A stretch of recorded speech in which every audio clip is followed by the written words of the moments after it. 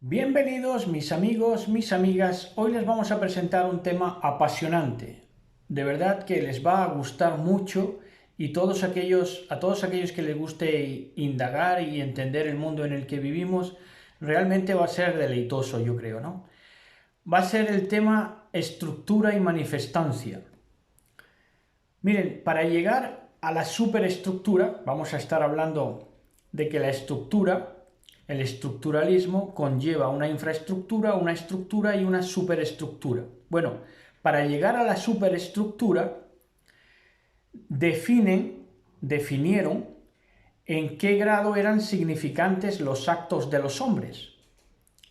¿En qué grado eran significantes los actos de los hombres? Casi siempre encontraban la circunstancia o tachaban al hombre como algo de una minucia, tachaban al individuo de una minucia estadística, ¿verdad? Casi siempre llegaban a ese acuerdo, pero intentaron dilucidar hasta qué punto eran significantes los actos de los hombres y tomaron del libro de Thomas Hobbes, Leviatán, de 1651, nada menos, ya ha llovido, en el que Thomas Hobbes decía aquello para ellos célebre de que el hombre es un lobo para el hombre. Y entonces de ahí se agarraron para estructurar.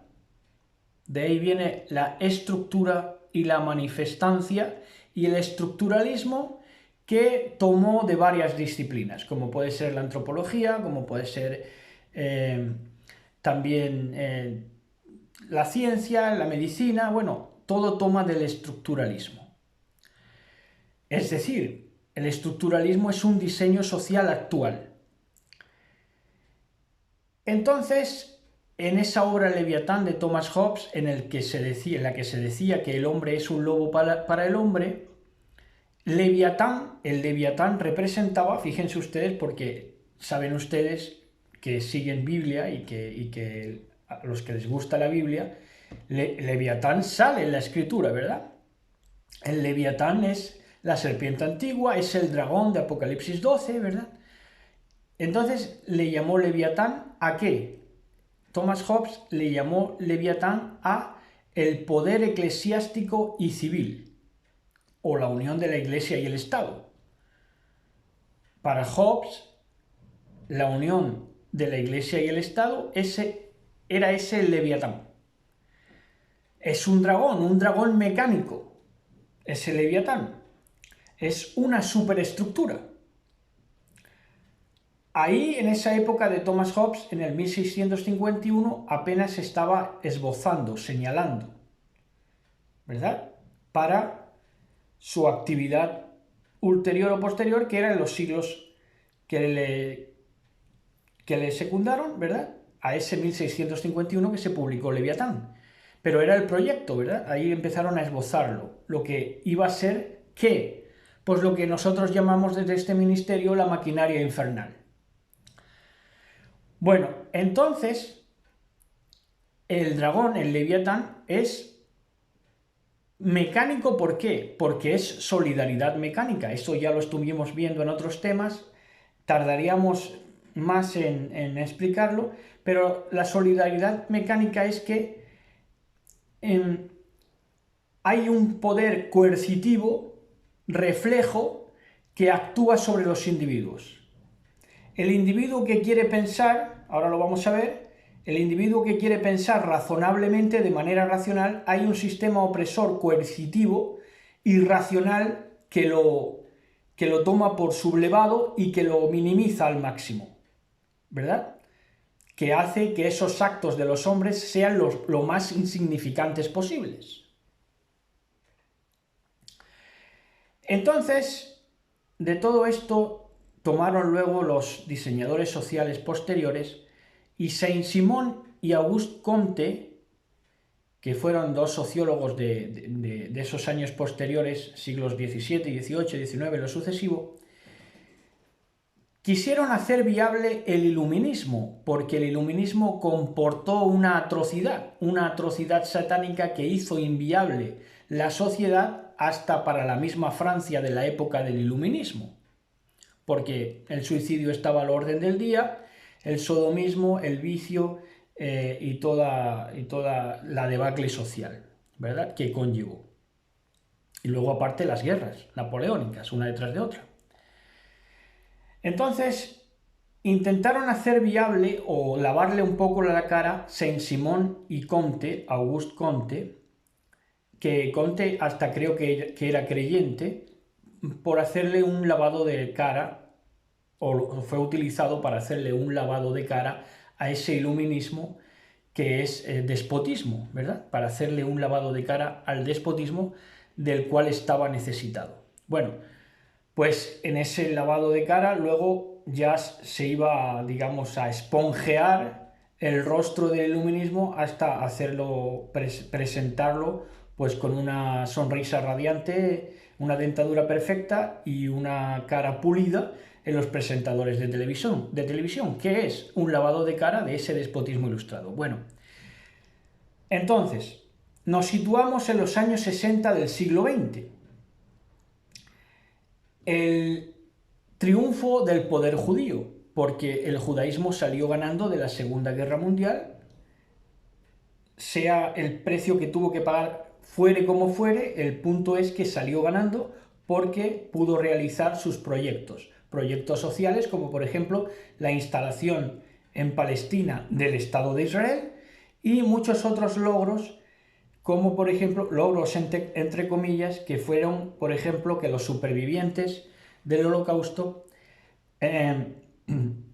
lo que hicieron fue señalar el psicoanálisis y en lugar de ser agradecidos con la vida, lo que levantaron pues en doctrinas y pensamientos y filosofías que eran de por sí demasiado salvajes, porque tomaron del psicoanálisis, del estado del superyo freudiano y de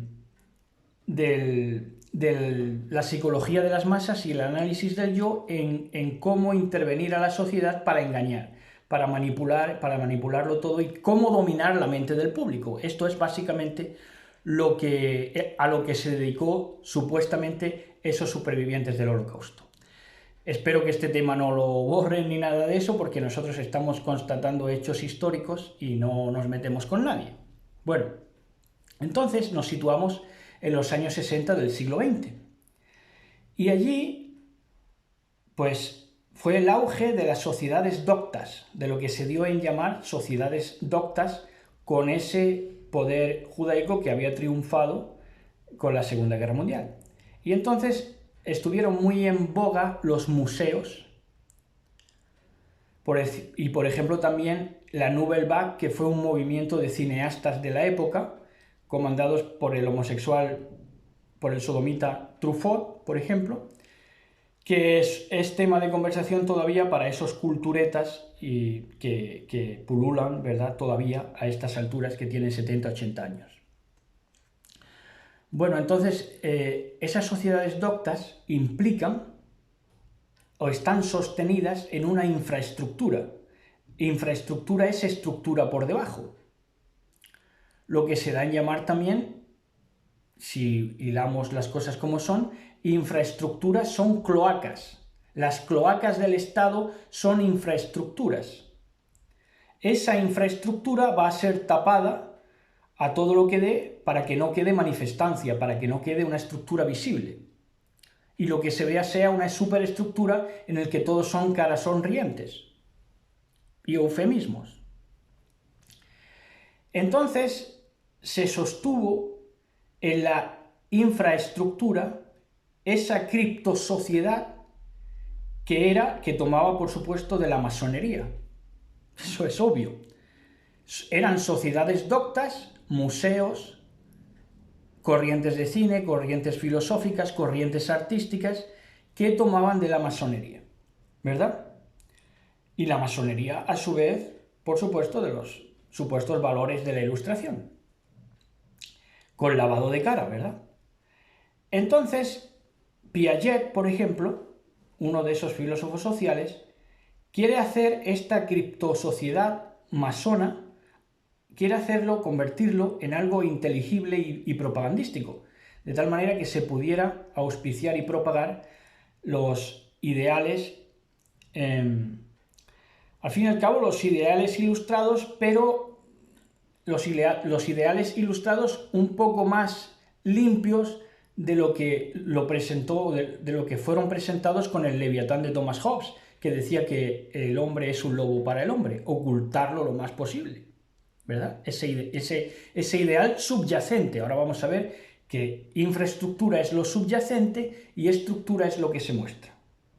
Entonces llegaron de Saussure y Levi-Strauss. Levi-Strauss tomó de Saussure y, sobre todo, Levi-Strauss incorporó la lingüística a la estructura social, porque él pensó que había una psique interna en las palabras, ¿verdad? Y investigó, se fue a investigar, por ejemplo, tribus del Brasil, para entrar en la psique interna de las palabras aplicadas a las tribus americanas y cómo éstas aplicaban el poder de las relaciones en las relaciones de parentesco.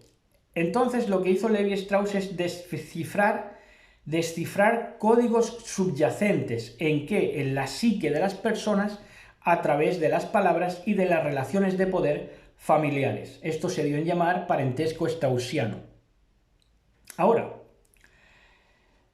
esto de incorporar la lingüística a la estructura social, creyeron haber descubierto la pólvora con esto, pero resulta que llevaban 5.000 años de retraso, porque Adán ya le puso el nombre que tienen las cosas.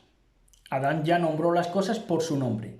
Y Sem, lo semiótico, el significado que de ahí viene, por supuesto también aportó la semántica, el significado. Esto fue investigado, de hecho, en la antropología y todo, como semiótica. Y semiótica toma de Sem, del significado que tienen las cosas. Entonces, tienen un retraso, digamos, perdónenme la increpancia, pero tienen un retraso mental estos sociólogos de 5.000 años.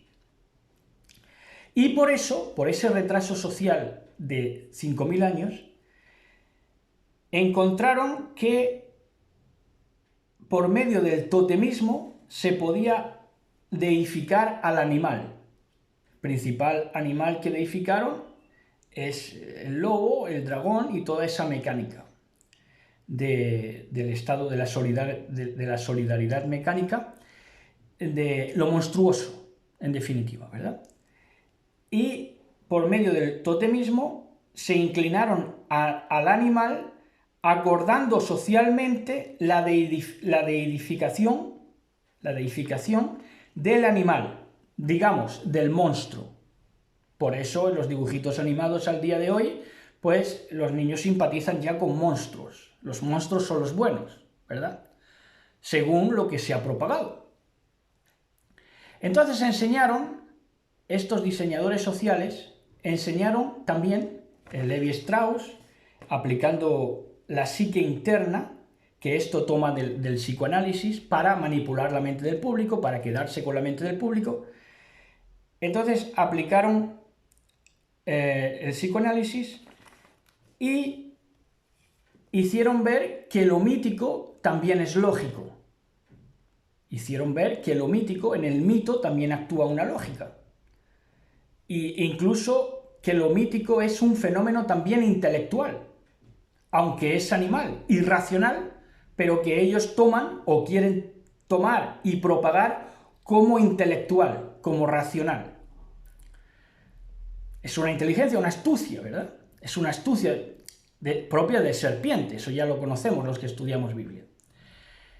Entonces, como dice Romanos 1, 21 al 28, claro, se cumplió aquí Romanos 1, 21 al 28, que nos dice de esta manera. Dice en Romanos 1, 21 al 28, dice, es cierto, ellos conocieron a Dios, pero no quisieron adorarlo como Dios, ni darle gracias. En cambio, comenzaron a inventar ideas necias sobre Dios. Como resultado, la mente les quedó en oscuridad y confusión. Afirmaban ser sabios, pero se convirtieron en completos necios. Y en lugar de adorar al Dios inmortal y glorioso, rindieron culto a ídolos que ellos mismos se hicieron con forma de simples mortales, de aves, de animales, de 4 patas y de reptiles.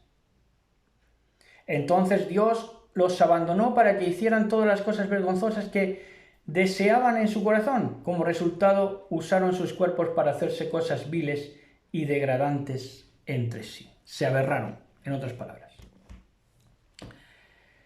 Entonces, quisieron vender la idea de que lo mítico era lógico, de que era también un fenómeno intelectual y que los mitos eran modelos mentales. Astucia, esto es astucia, que los mitos eran modelos mentales, que subyacía en los mitos modelos mentales, ideas abstractas. ¿Y esto para qué lo estudiaron? Para dominar sobre la mente del público, que de eso se trataba todo el estructuralismo que toma del psicoanálisis. Entonces encontraron que efectivamente, ya digo, 5.000 años de retraso. Cuando se encuentran con toda esta información con 5.000 años de retraso, entonces se alborozan, ¿verdad? Y entonces llegan a la conclusión del análisis de pares que hay en todo mito. Todo mito se consensúa o se dirime entre alto-bajo, negro-blanco, gordo-flaco, etc., ¿no? Entonces vieron, sobre todo Levi Strauss, de que hay un análisis de pares en todo mito. ¿Y esto qué se dio en llamar? La gramática universal.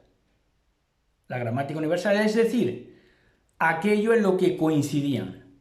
Aquello en lo que coincidían todos, todas las tribus, todo lo que investigaban, todos los grupos que investigaban.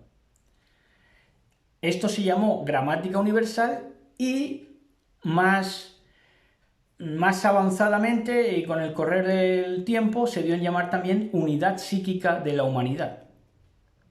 Pero no iba por ahí el asunto, naturalmente, pero ellos en la astucia creyeron haber encontrado el principio de unidad psíquica de la humanidad.